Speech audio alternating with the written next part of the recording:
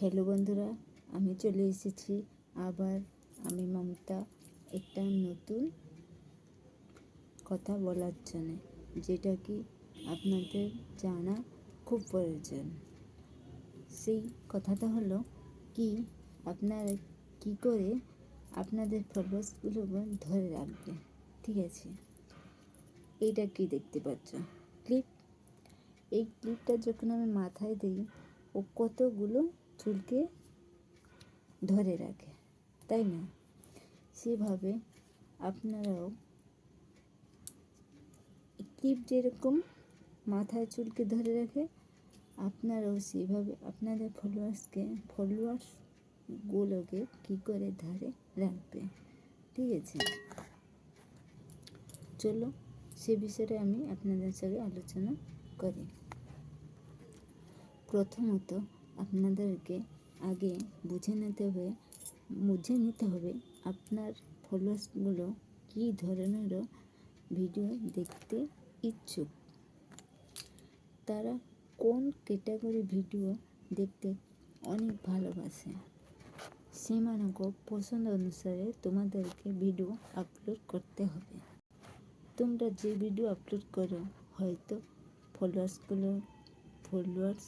তোমার ভিডিও দেখতে পছন্দ করে না, অথবা ভালোই লাগে না।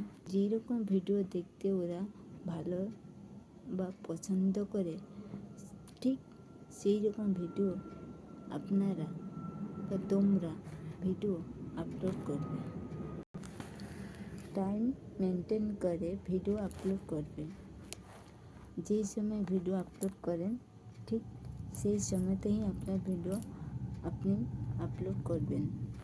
এই সকাল 8টা থেকে 10টা ওই টাইম মতো যেই একটা শর্ট ভিডিও দিন, তাহলে প্রত্যেক দিন ওই ভিডিও দেবেন। এই লং ভিডিও দিতে চান,